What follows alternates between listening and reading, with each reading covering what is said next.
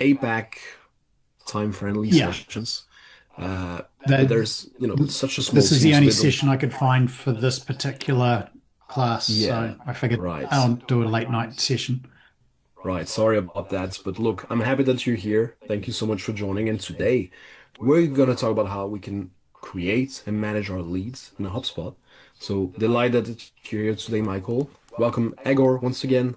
Emilia, Carolina, welcome everyone. Hope you're doing well today. So we'll just wait for a few minutes before we get started. In the meantime, feel free to use the chat, introduce yourselves, right? Tell us where you're based, for example. Tell us where you're based, where you're located.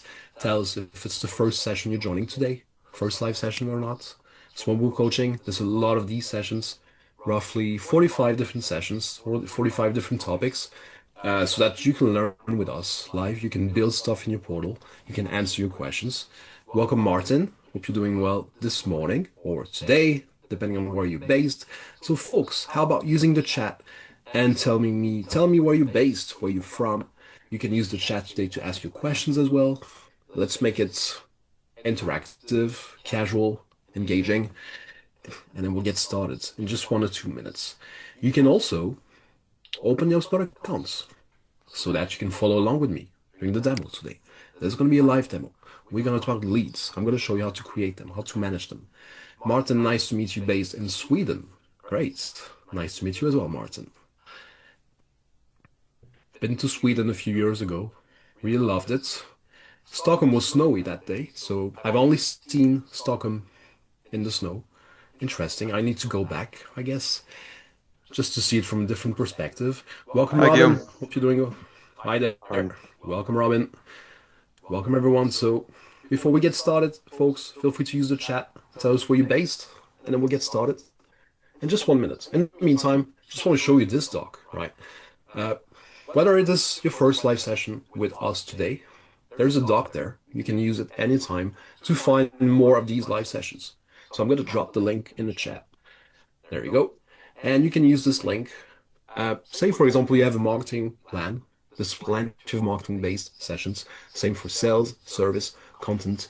Uh, what about lead scoring, for example? You want to set up your lead scoring. Well, there you go. We have a live session. All you have to do is click there, and then you find a landing page with upcoming live sessions. So you see, this is what you'll find. You can click view more times across regions, and then you find upcoming live sessions covering a specific topic. So there's a lot of them, as you can see, roughly 45 different sessions.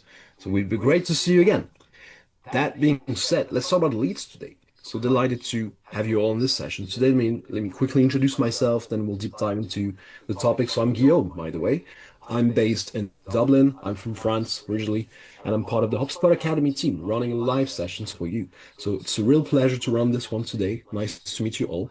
And I just want to give you a quick snapshot of what we're going to be doing today. We'll start with an intro, and then, well, during that quick intro, we'll talk about the lead objects. What is it? What are the benefits using it? And then we'll do a demo. In this demo, I'm going to show you a lot of things. I'm going to show you how to create, set up, manage your leads in HubSpot step by step, answer your live questions. If you have any questions today, drop them in the chat. I'm happy to help you. That's why I'm here, and that's why we do it live. And finally, we'll just wrap up with a Q&A, right, for you to ask me more questions if needed, and then I will share follow-up resources. Steve is based in Italy. Welcome, Steve. So I hope you're all ready. Let's get it started. If you need anything, please let me know. Let's make it casual. I would like to start with a question. Are you currently using the leads object in HubSpot? And it's completely fine if you're not. I'm not asking to judge, right? This is a safe space. I'm asking to get a feeling from the ground. So I'd like to know, and you can use the chat to give me a bit of context. Are you already using the lead object? Have you set it up? Are you starting from scratch today? You haven't set it up yet? Right, I'm curious to know what your experience with the lead object is in HubSpot so that I can also adjust the pace of the demo today. Right, are you currently using the leads object? So feel free to use the chat for this one. Tell me a bit more about your experience so that we can discuss it together and so that I can adjust, optimize the demo for you. So Martin says we started to try it out, still configuring it. So you're still in the process. Great. Not yet, says Steve. Great. Yep. Still working on it, says Emilia. Still's configuring. Right, so I see a lot of you are pretty much at the same stage. Still working on it, still in process of setting it up. And that's something we'll talk about today. How can we define our lead creation process, right? How can we automate this potentially? It's all about creating the right process to create your leads whenever you have something such as a key signal, a contact showing a key signal, indicated that a lead should be created so that it will start matching next steps from this lead object before we create a deal. That's the timeline. Contact, lead, deal, right? Figure it out, says Mashad. Makes sense. And that's what we're here, I guess, today. That being said, I'd like to start with the most common lead management issues that we notice in HubSpot, and we can hope that the lead object will help us fix those. So leads are coming in, but they slip through the cracks. That is very common. Some leads are simply forgotten and follow-ups are missed. We want to avoid this as much as possible. There can also be a gap between marketing and sales. Some leads may not be passed on properly. It can also be challenging for many teams, including managers, to spot and prioritize leads who really matter, right? How can we prioritize leads in our pipeline? And finally, tracking, forecasting can also be a challenge.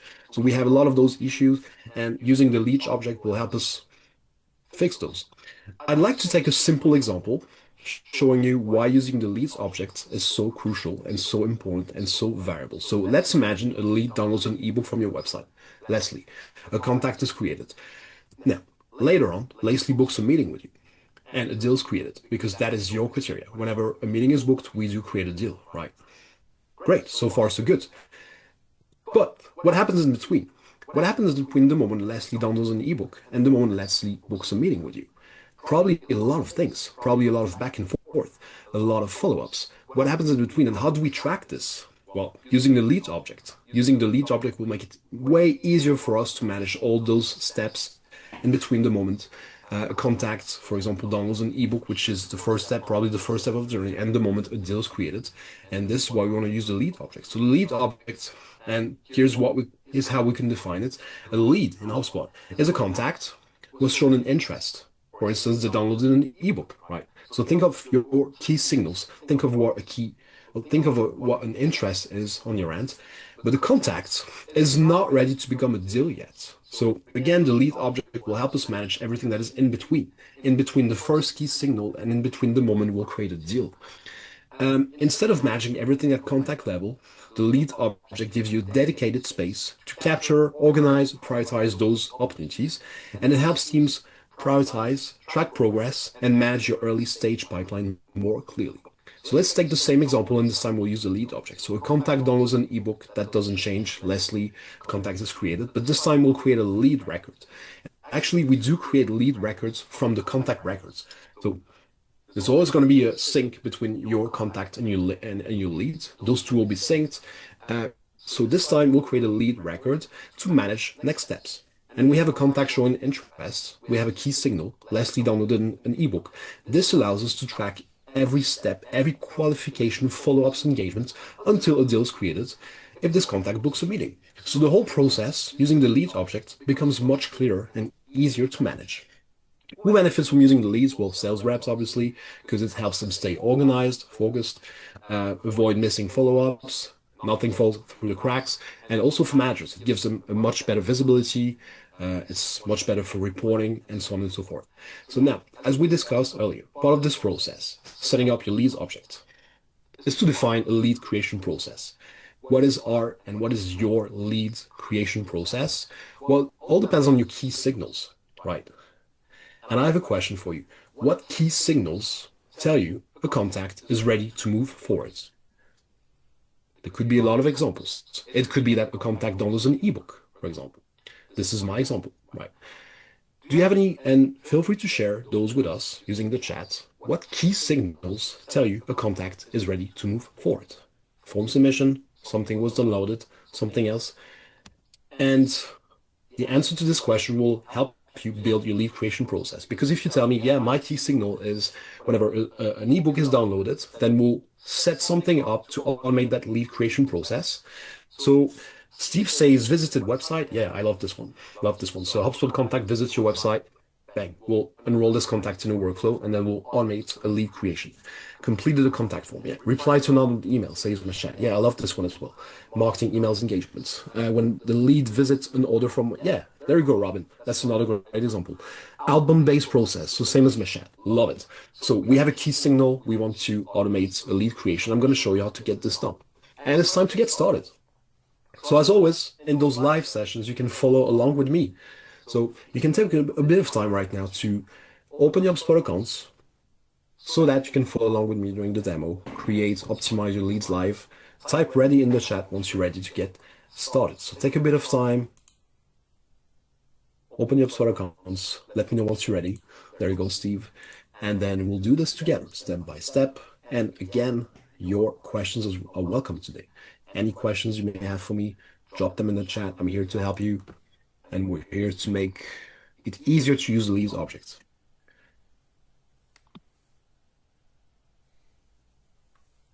Right. See, a lot of views already. So I'm going to share follow-up resources at the end of the session today, by the way, including a recording. Now, the first thing we'll cover today, configuring and creating your leads. I want to make sure everyone is or feels comfortable with creating leads, setting up leads, configuring leads. We're going to talk about lead pipeline, creating your lead creation process, go through a few of those settings to make sure that this is well set up. And the next step, I'll show you how to manage those leads, right, effectively. So configuring, creating leads, a lot of you told me that you're just getting started, still in the process. So for those of you who've never used the leads object before, actually what you want to do, you want to go to your CRM and then you want to go to leads. I just want to give you a quick overview of what it looks like, even though it looks like looking at your contacts or your deals, right? So if you go to CRM leads, this is an example with a HubSpot demo account of what our leads pipeline look like. We have plenty of leads there. And there's different ways of looking at those leads, same as you would do with your contacts or your deals. You can have a look at the table view and see those leads there. And then obviously, and this is something we'll cover later on today, I want to show you how to create different kind of views. What kind of views can we create so that we can find the right leads at the right time so that nothing falls through the cracks, right? So different views we can create, but this is what our leads look like. We can look at those leads from two different perspectives, table view or board view. If you want to look at those leads, same as you will look at your deals, right? You have a lead pipeline, and this is what it's all about. We're managing leads the same way we will manage our deals. Am I sharing the screen? Yes, I'm sharing the screen, Stephen. Can you actually see my screen there? All right, so Stephen, you're not able to see my screen. Steve, thumbs up. So can everyone see my screen? Or apart from Steven, can anyone? Okay, I can see a few people nodding. Thumbs up there. Steven, I'm so sorry about this. It happens sometimes. What you can try, exit and then come back, and hopefully this is going to work. Sorry about this. Seems like everyone's able to see my screen, apart from you for some reason. So let's have a try. No problem. Cool, amazing. So we're looking at our deals from two different perspectives, board view, table view. Then what's important to remember is we do have for each of our leads, same as we have with our contacts and deals, we do have a lead owner, we do have a lead stage, same for your deals, right? You have deals going through deal stages and different pipelines. It is the same thing for your leads. What kind of lead stages? Well, there's 5 of them by default, knowing that you can add some more, and that's something we'll cover together today. By default, you're able to categorize your leads depending on where you're at in the process. Is it a new lead, brand new lead that was created, assigned to a sales rep? Is it attempting, meaning that you have tried to connect with that person? You've sent an email, you tried to call that person. Is it a lead that you connected with? So communication was established, email. So you received an email, or you've logged the call as connected, or meeting was booked, and then you're able to disqualify those leads. So this will make it easier for you to manage different steps of the process. And you'll see that we can easily automate this lead progression or this lead stage progression. And then lead type as well. Is it a brand new business upsell? Are we trying to upsell an existing customer, or is it a reattempting lead? We've been in touch with this lead 6 months ago. Wasn't a good timing back then, but then this lead is back in our pipeline. So this is what it looks like. Now, later on, I'll show you 2 things to manage your leads. I'll show you how to create the right views and also how to create workflows to help you get notified whenever leads are falling through the cracks, right? In the meantime, as we want to go through the basic settings and also how do we manage our pipeline and how do we create those leads. let's have a look at our settings. So if we all want to go to our settings, right? And then in case you've joined your settings from a different page, you want to go to your settings and then under data management, go to objects. So settings, data management, objects, and then make sure you find your leads object right there. Those of you who've never activated it, you'll see something telling you that you'll need to activate it. And then you'll see this. And I just want to go through basic settings that are quite important. So the first tab you'll see there in your lead settings, the setup tab. I just want to go through those two things. As I mentioned earlier, leads and contacts will be synced. However, you can also decide if lead owner and contact owners will also be synced, and if the lead activities and the contact activities will also be synced. Definitely a best practice to enable those two things. So if you see on the end that those are not enabled, make sure you enable them unless you have a good reason not to. So what is it all about? So if you enable this first option there, you'll make sure that whoever owns a contact will also owns a lead by default whenever this lead is created. So we have a contact owner. We created a lead from this contact. If that is enabled, leads and contact owners will be the same, right? And also we're able to sync lead and contact activities. So if you log a call at contact level, you also see this call at lead level and so on and so forth and vice versa, right? So definitely a good option to enable those two. Best practice there. Now, if we go to our pipelines tab, you go through a pipelines tab, and then something I want to mention is it's the same as managing your deals. You have the ability to create multiple lead pipelines and then have lead stages. We want to create multiple lead pipelines to segment our leads in different pipelines because we have different products, different services, and different stages because we have different markets, different teams, right? So make sure you segment your leads in different pipelines. So this is an example, a lead pipeline, a B2B pipeline, EMEA leads pipeline, right, for our EMEA-based team. And then within each of those pipelines, of course, we can create some more stages. So we went through those stages already. New, attempting, connected, qualified, disqualified. You can add some more stages if your process requires to. And then something I want to show you, looking at the pipeline rules. And that is going to be important. So you see those are disabled. And again, best practice is to enable those four settings. I'm going to tell you why. I'm going to explain what they're all about. Unless you have a good reason not to enable them, make sure you enable them. So what is it all about? So the first one there, if you enable it, so we can enable it and limit lead creation to a specific stage. What it means is that if you want to manually create a lead, you'll only be able to create a lead as new if you do it this way. So we want to limit lead creation to specific stages to the new stage because it doesn't really make sense to create a lead as connected straight away. You want to make sure that leads go through all stages. Therefore, when a lead is created, that lead should be a new stage and then it will be moved to attempting and then connected. Make sure leads go through all stages. So I'm going to select new as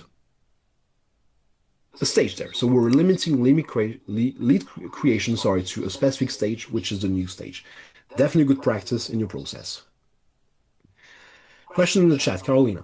And there's no silly questions there. So I have in my CRM section contact company deals and tickets, but no leads. Why is that? Good question, Carolina. It's not a silly question. So if you go there, CRM, and then you do not see this leads there, it basically means you haven't set it up yet. You haven't activated yet. So what you can do, Carolina, you can go to your settings, right? So just go to your settings, and then on the data management, go to your objects. And if you go to your objects, you'll probably see your contacts first, and then if you click on this drop-down menu, you'll find your leads there. And I'm sure you'll find something, say something like activate your leads or set up your leads, something like that. You'll see a CTA, and then you'll be able to set up, and then you'll be able to see it there. I hope this is helpful, Caroline. So we're limited lead creation to the new stage. What else can we do?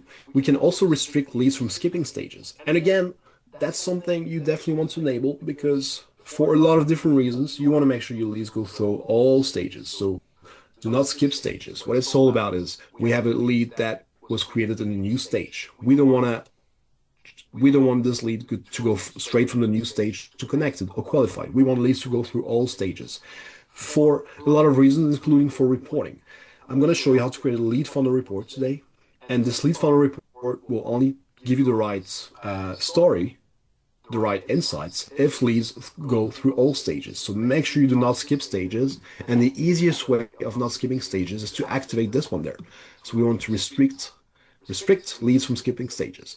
And in this one there as well, we also want to restrict leads from moving backwards. It doesn't make sense to move lead stages backwards. So again, if you want to enable this one and select all stages, we will make sure that the lead does not go back to from connected to new, for example, which doesn't make sense. It shouldn't happen.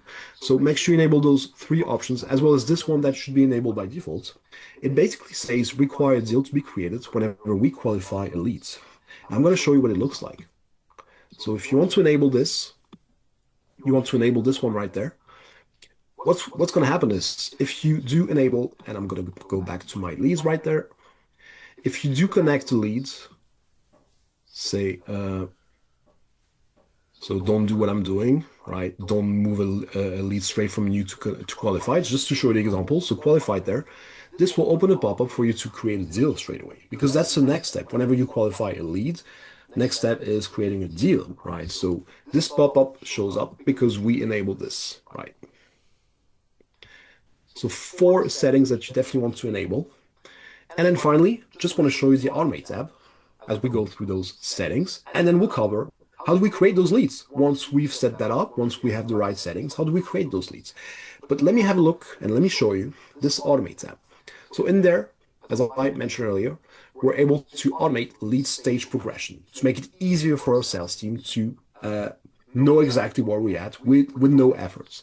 So you see that lead stage progression, we have two automations, and make sure you enable those as well. If you see they're disabled on your end, make sure you enable them. So important. Why is this? Well, as you can see, we're moving with that simple automation, we're moving lead stages to attempting and connected automatically based on interactions your sales team has with your leads. So I'm going to show you that first example there.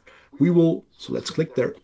We will move lead stage from new to attempting whenever an email is sent or logged, whenever a call is logged, whenever a message is logged. So whenever your sales team, a sales rep tries to connect with a lead by sending an email, sending a message, automatically this lead stage will move to attempting. And we'll be able to know that we have attempted to connect with this lead. And then imagine the lead responses to that email, or you log a call as connected, or a meeting is booked. Then second automation there, you click there, your lead stage will move from attempting to connected if a lead replies to an email, if a call is logged or connected, or if a meeting is booked. So that sales reps don't need to worry about updating those. This will be updated automatically based on interactions and back and forth, which is great, which is awesome.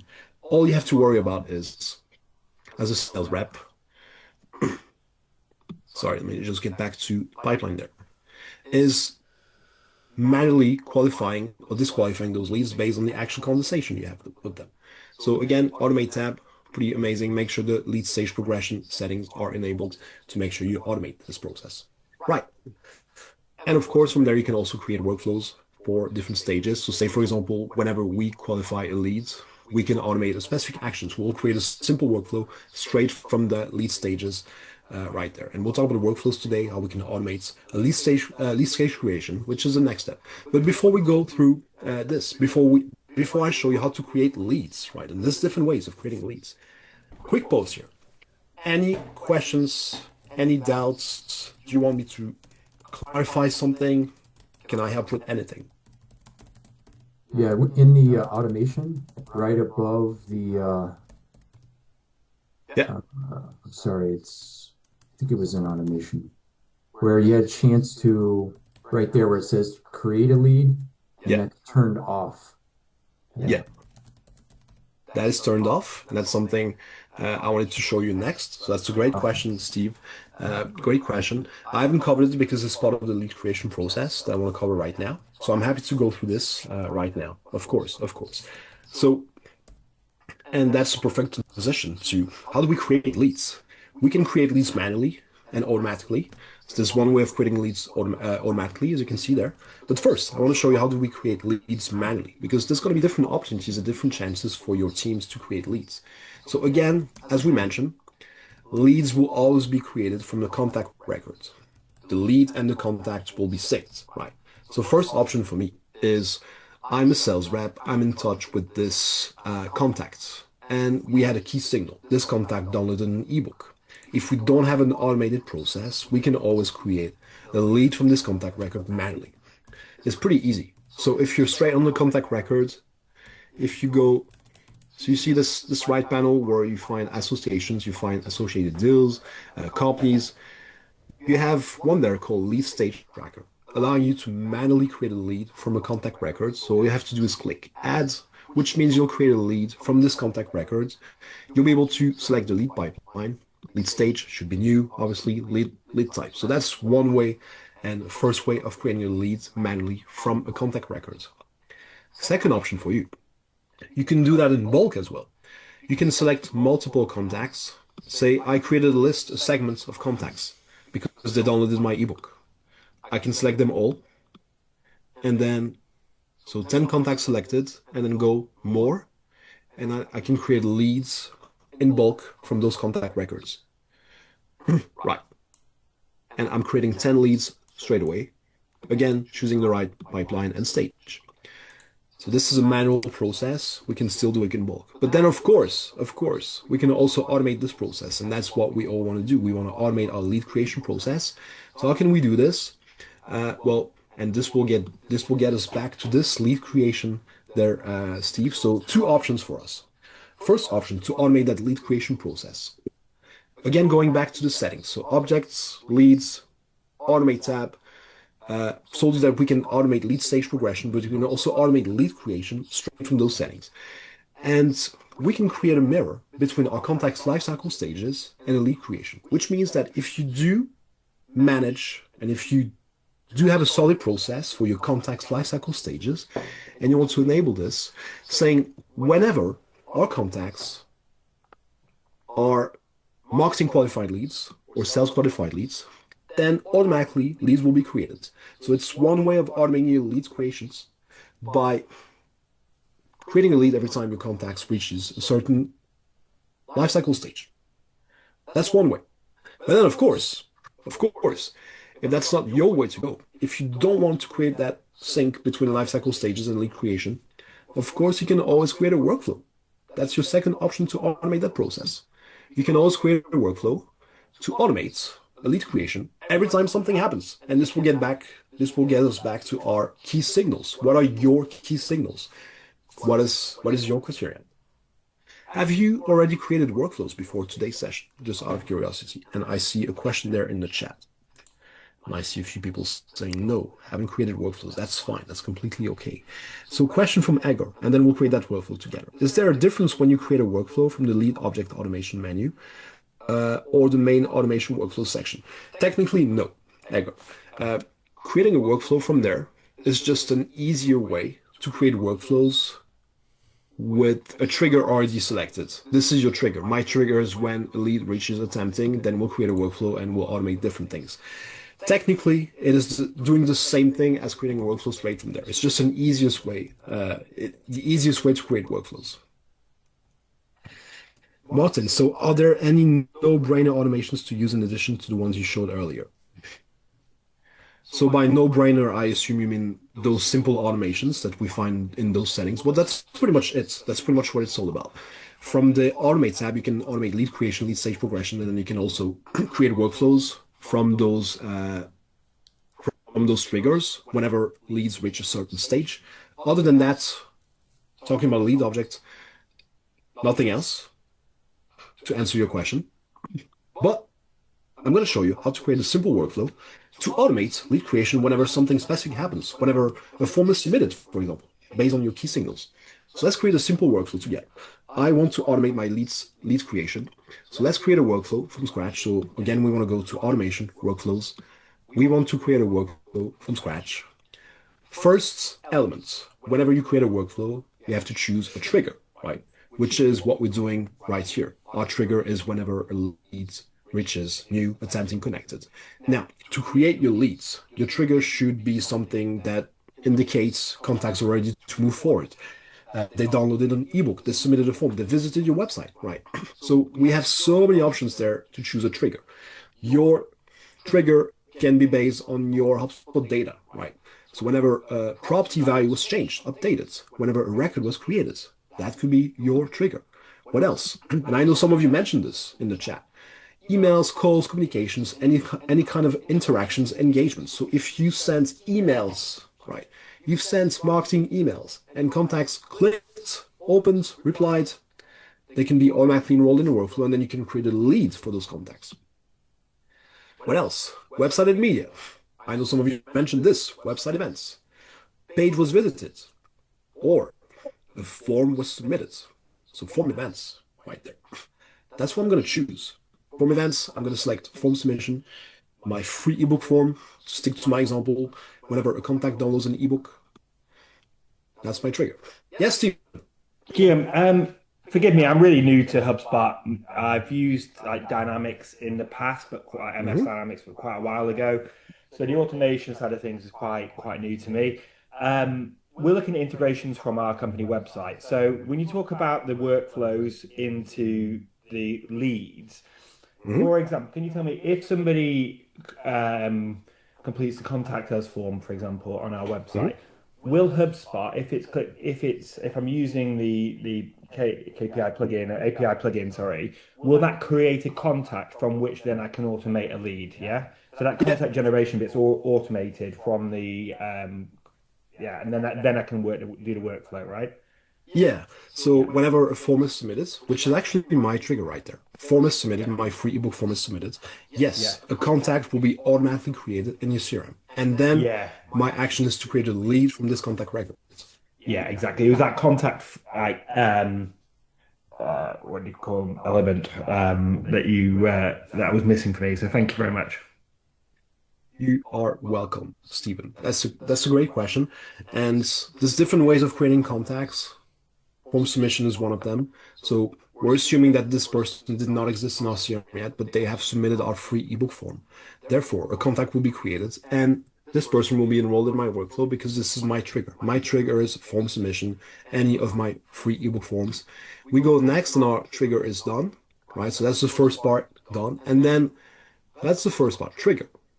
Those contacts will be enrolled. And then what's going to happen? Well, many things. We can communicate and we can update, create in our CRM. So if you go to CRM actions, there's so many options. The one we want to look at is create a record. We can automate a record creation. A record is a deal, a contact, a company, or a lead. And that's what we want to do there. So I want to go ahead and create a record and I want to create, so the type of record should be a lead, right? So I'm automating a lead creation. And again, we'll have to, so we can give that lead a name and we can actually give it the same name as the contact's name. So if you go there, lead name, you'll be able to use what we call tokens. Tokens are property values that you can reuse to dynamically insert values in names and emails. So for example, I want to call my lead's first name and last name, which will use contact's first name and last name. And then choose the lead pipeline. And that's it. So this is a simple workflow. I know some of you haven't created workflows before.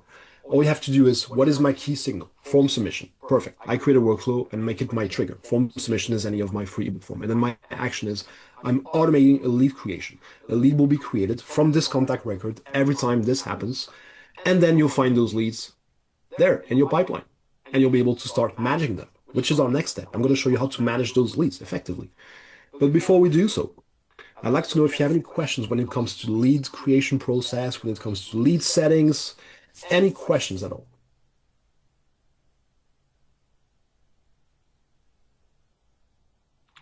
Yes, Guillaume, is it possible to create a lead from, let's say, an order form page from the website? Mm, so from sorry, what was that again? So If is it the possible to if create the a yeah, if the lead just visit the website and it just visit one page, yeah. which is the order form page, can we create a workflow to create a lead from a visit of a website? Yes. Yes, Robin. Yeah. So you see, form submission is one example. But if you go and add more criteria, so these are all the different filters and different events that you can use as a trigger. A call event, many, many things. And website events are part of those triggers. So yes, you can use a page visited as a trigger, have a specific page, but it will only work for your contacts, right? So for this workflow to work, it has to be one of your HubSpot contacts. So imagine you have a HubSpot contact visiting your website. Then this contact will be enrolled in the workflow. But if you have someone visiting your website that is currently not in your CRM as a contact, then this person will not be enrolled because visiting a contact, visiting a website does not automate a contact creation. Does that make sense? Yes. So how is it possible to create a contact from the Well, website visit? the contact will be created. The contact will be created if that person submits a form. The contact can be created if this person is in touch with your sales team, for example. We have some simple automation for your sales team to Yeah. whenever they send emails to your leads, a contact will be automatically created in your CRM. So there has to be a first touch, right? Whether the contact submits a form, whether there's connection with our sales team, and then whenever you have those contacts in your CRM, if they visit your website, page visited, and then Okay. they will be enrolled in this workflow. But for GDPR reasons, we're not able to create a contact just based on the on page visits. Right. Any other questions on configuring, creating your leads?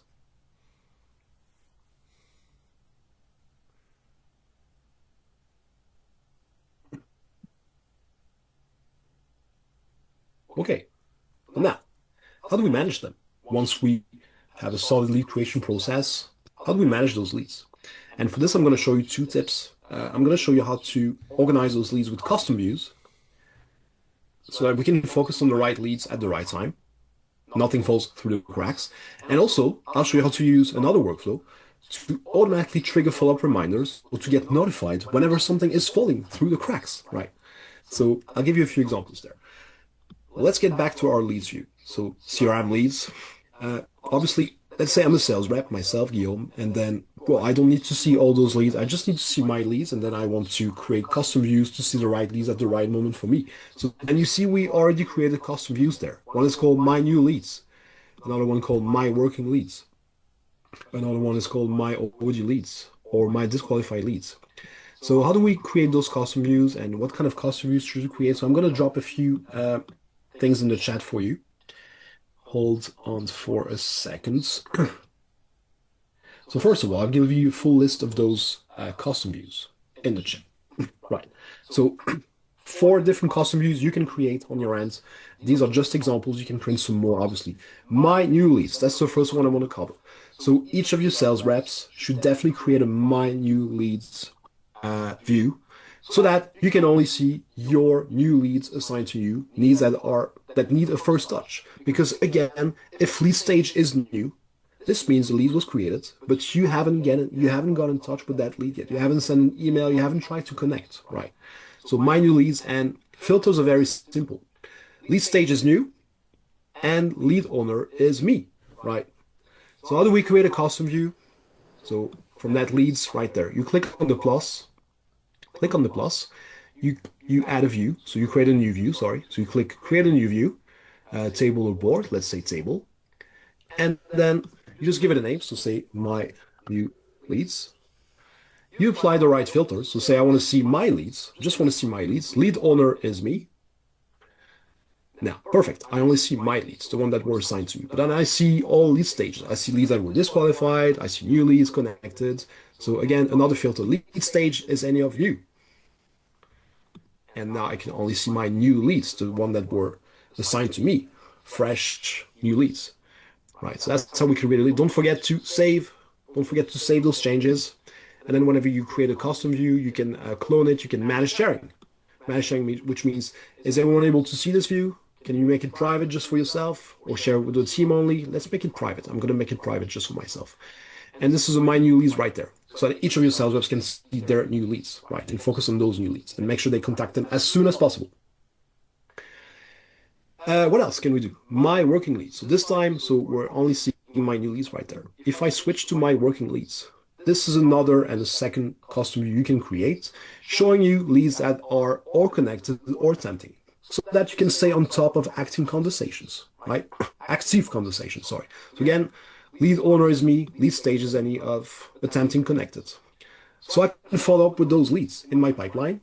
I've already connected or I've already sent them a first email. I've tried to connect, so some of them are attempting. Some of them are connected, but it's a way for me to stay on top of those active conversations and to follow up with those leads at the right moment. How can I know? How do I know how to follow up with them? Well, something that's going to be really helpful is adding different columns. So for you to add some more columns, you can go there, edit columns, and you can add some more columns to see the right lead properties for you. And something that's really helpful is looking at the last active date. You see right there, we have a property called last active date. That will tell you whenever the last activity was logged on the lead record. And look at this one, for example. So this one here says the last activity was yesterday, right? And the lead is still attempting, which means that I've sent an email or tried to call this person yesterday. All good. But look at those. April. For some of those leads, last active date was back in April, which means nothing happened since April. Something is falling through the cracks right there. So have a look at those properties to help you know exactly when to follow up with those leads. My overview leads. This is another view that you should all create. This will show you leads at risk. This view will show you leads at risk. So again, lead owner is me, and the lead stage is any of you attempting connected, but we've added an extra filter there. If I go to my advanced filters, look, again, we're talking about this last active date. So last active date is more than 10 days ago, which means I'm creating a view showing me leads still in progress. They haven't been qualified or disqualified, but nothing happened in the past 10 days. No connections, no activities at all, which means it's time to act and it's time to follow up, right? Otherwise, it's going to be too late. And then another view you can create to track your disqualified leads, right? So let me share in the chat because I want to make sure you can all create those views. I'm going to share some more details, right? So you'll find in the chat recap of those views with the right filters to add for you to create those views for your teams. They're still helpful. These are just 4 examples of views you can create to, again, make sure nothing falls through the cracks and find the right leads at the right moment. So I know there was a question there. Steve, when the time is right, the time is right just right now. So explain the difference between the objects, contact properties and all the different lead properties and object lead properties and all lead properties. Sure. So I guess the question there, Steve, is what is the main difference between a contact and a lead, essentially? Correct. Yeah, I've been managing kind of lead status just in my contact list. Mm-hmm. I didn't realize there was another object or property Yeah. tracked leads. So, but there's a number of different properties related to leads in the contact Yeah. properties, but now Yeah. also in the lead properties, right? Of course, of course. That's an excellent question. I'm going to give you a bit of context there, Steve. So the lead object is quite new, right? It was introduced, I believe, last year, right? So it is quite a new object. Before managing leads this way with the lead object, customers would use contacts, and then, like you said, and I'm going to go to my contacts. Before using the lead objects, we would manage everything at contact level. Would have contacts, and then would look at, like you said, lead statuses and then lifecycle stage. So, and we're still looking at the lifecycle stage to know whether a contact is a lead, is a customer. That is still really helpful. Now, historically, HubSpot customers would use the lead status contact property to manage lead statuses, right? Is it a new lead? Is it an open lead in progress, open lead, unqualified? Right. Feedback we got from our customers, it's not easy to manage. We need to create workflows to automate those lead status progressions. It's definitely not, the easiest way of managing those leads. Our product team thought that it would be great to add the leads object to manage lead statuses or lead stages differently. So for you, you have 2 options. Or you decide to manage everything at contact level, and then you use the lead status to track lead stages, or you do not use the lead status contact property anymore, and you decide to use the lead object, which is my recommendation, and then you manage lead stages instead of lead status at contact level. So yeah, does that make sense? Great, awesome. Why is it easier to use the lead object? Well, because part of this is automated. First of all, lead stage progression is automated based on the emails that you send to your customers or to your leads. Sorry, we're expected they become customers to your leads, and also we have a clear entity to manage our leads, which is easier for reporting, tracking. So that's why using the lead object is so much easier and so much valuable. Right.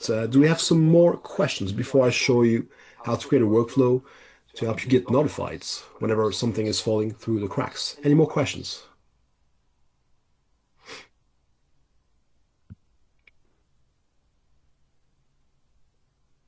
Okay.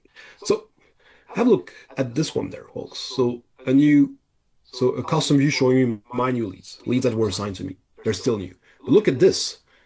According to this property, create dates, those leads were created back in May and March, right?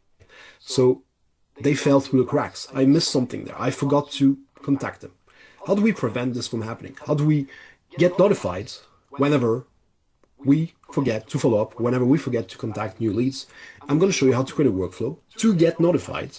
Imagine I want to notify myself and any sales reps whenever we have a lead that were randomly assigned to us, and it's been 5, 6, 7, 8 days, and we still haven't contacted them. How can we get notified? I'm going to create a workflow, and this is us creating another simple workflow.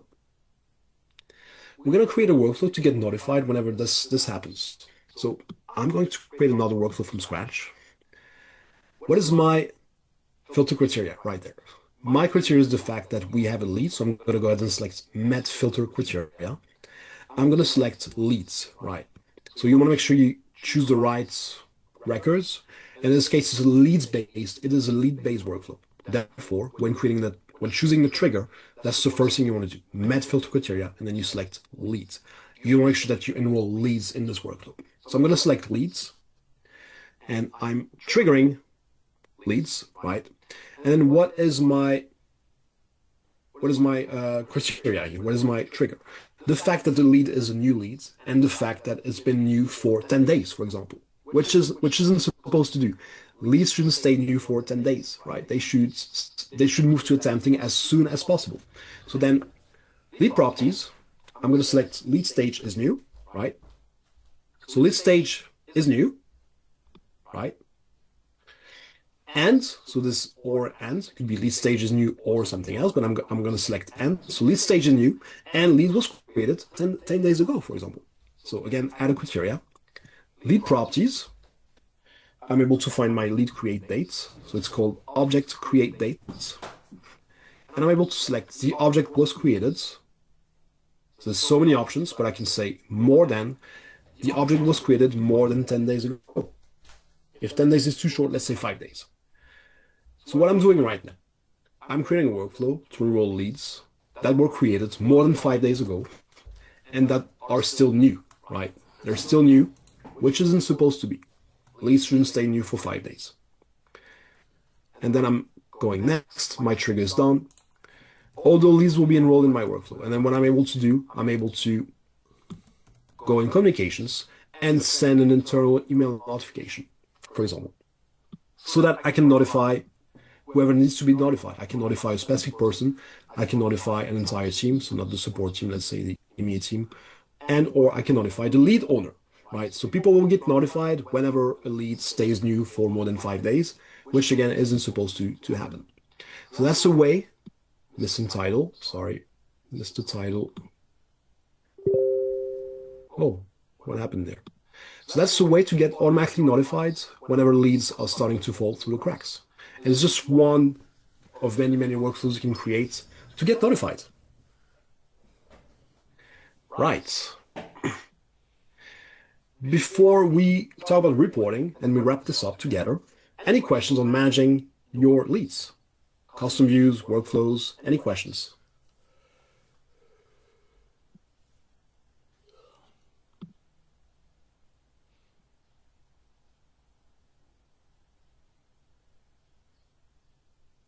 Right. So let's wrap up with reporting. Of course, setting up, creating, managing is an important process, but especially for managers, you definitely want to have a look at those reports. You want to measure, you want to track. So there's just different ways of doing that. I'm going to show you how to create reports, how to get started at least, knowing that we have plenty of reporting sessions, by the way, in case you haven't, in case you missed this, I'm going to drop this one in the chat once again. So this is a doc with all our live sessions, and we do have a few reporting sessions, including this one here. If you want to learn more about reporting, feel free to join those. What I want to show you today is how to get started with lead reports. So you want to go to reporting, you want to go to reporting section, and then you want to go to reports, right? And then from there, you're going to be able to create your own reports from scratch, but also find pre-built reports for you. So you don't need to create them, easier for you. So the first thing you want to do, especially if you're new with reports, So go to reporting reports, and then you'll see on the left panel, you'll find those analytics. There's plenty of sales analytics for you. So if you go to the sales section, you'll find a few subsections, including this one there, actives and leads, which is exactly what you need to get started. You have created leads and you use a lead object. You'll find a couple of reports there. One called lead funnel, showing you many things. I'm going to show you what it looks like. So the lead funnel report there will show you a lot of things. It is a very versatile report showing you how many open leads in your pipeline, percentage of in-progress leads, lead conversion rates, average time to first touch, if deals were created, and if those deals have a closed amount, right? So you'll find a kind of a summary for the team, and also you'll find a breakdown by sales reps, so you can measure individual performances, which is pretty amazing. And you see, you don't need to create this report. All you have to do is potentially optimize, adjust it by changing those filters. You see, this is showing us last year's data. We can update it to this year, for example. I can see today, this month, this quarter performances. We can change those filters. And we have another one called lead response time right there. Lead response time showing us, and if you have any doubts, by the way, you look at those sales analytics. It doesn't really make sense what it's all about. My recommendation is to look at, so on the right panel, you'll find an about section right there. You see, on the bottom left, about. And if you go there, make sure you read this and you'll understand what this report is all about. View the average amount of time it takes for a contact owner to take a qualification action, right? So this report shows me average number of days it took our team to qualify. So these are easy reports created for you already. But then, of course, if you feel comfortable enough, you can still go ahead and create a report from scratch. And you can create a custom report this way. And you can create a lead-based custom report. So you select the right data source, leads. And you can always create a lead-based report from scratch if you feel comfortable enough. And last option for you, you can also use Braze Assistant, right? So you see on the top right, if you click on that assistant toggle, you'll find this. I don't know if you've already used Braze Assistant before or not, but it's an AI conversational tool in HubSpot connected to your data. It knows everything about your contacts, your deals, your leads. And you can also use Braze Assistant to help you get insights on your lead funnel. I'm going to show you an example. And I'm going to share the prompt in the chat for you, by the way. I'm going to use this prompt with Breeze, and I'm going to ask Breeze to analyze my lead pipeline. So this is another way of getting insights, reports, using Breeze Assistant, just with a prompt. If you don't feel comfortable with the reporting tool, you can get started with using Braze Assistant. So again, Braze Assistant is an AI conversational tool connected to your HubSpot data.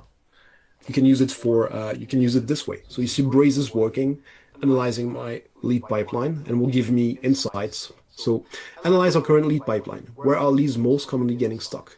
And what patterns do you see across leads that successfully converted to deals versus those who didn't?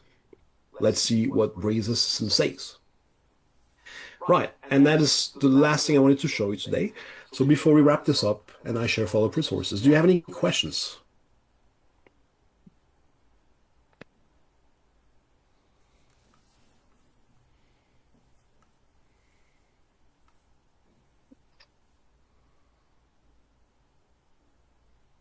See a question there in the chat, so I will read it. So can we also have a workflow for company pipeline?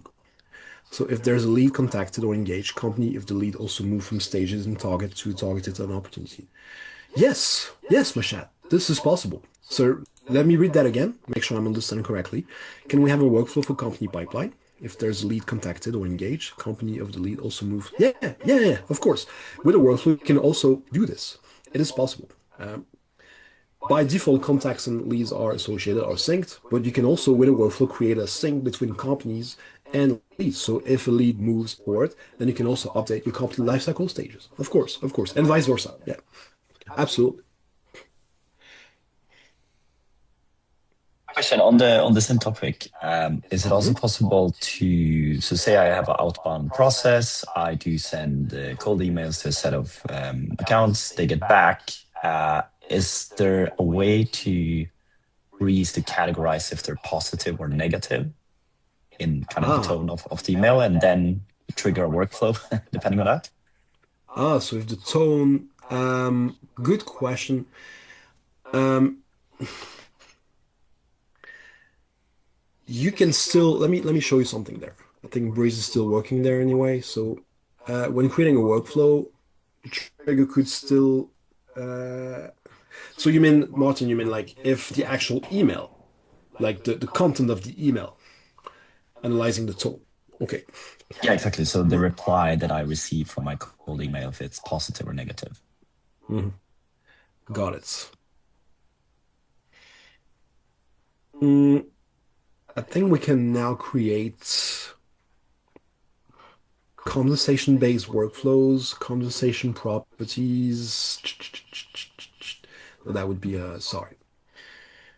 It all depends. Okay, email. Yeah, yeah, sorry. That was what I'm looking for. We can now create email-based workflows using email properties as a trigger. Now, I do not know, so let's have a look at what we have there. Email properties. So, of course, I'm sure you can use the email contents, or whatever it's called, email body or something. Email body. So, if email body contains a few keywords, that's something you can do. If email body contains any of specific keywords, then you could work something out with this. Now, with the tone, which was your question, I'm not sure about this. I'm not sure the tone can actually, let me have a look there. No, the tone isn't part of the. Uh, Not sure about this one. I wonder if prospecting agents would be able to do this. And by the way, folks, this is the final outcome of my prompt there. This is, I will get back to your question, Martin, in 1 second. Just want to show you something, but this is the final outcome. We use the prompt using Braze Assistant, asking Braze Assistant to analyze our pipeline. And look at the result there. Lead pipeline analysis. It has given you complete analysis with pre-built reports that you can save and edit. And yeah, look at this. So this is a way of using Braze Assistant to get you to get some nice insights. Now, Martin. So as you can see, we're not able to use the tone as a trigger in the workflow. However, do you know what prospecting agent tool is? Have you heard of it before? Right. So talking about agents, AI agents, you can use in HubSpot. If you want to go to the Breeze section, so Breeze is our AI agent suite. So if you want to go there, Breeze Marketplace, and look for the prospecting agent tool. Prospecting agent tool, so you'll find it right there, is an AI agent that helps you with prioritizing the right leads, shaping the right emails for those leads, depending on their properties, depending on their values, depending on their industries. And I believe you can educate prospecting agents so that it helps you prioritize the right leads, including the tone, right? So the workflow cannot do it, but I would deep dive into prospecting agents because it uses many, many parameters to help you prioritize the right leads. So that's what I would try on your end. I'm going to send, because we do have a prospecting agent session. Where is it? Probably in the market. Yeah, prospecting agent. We do have a session about prospecting agent in case you're interested. Right.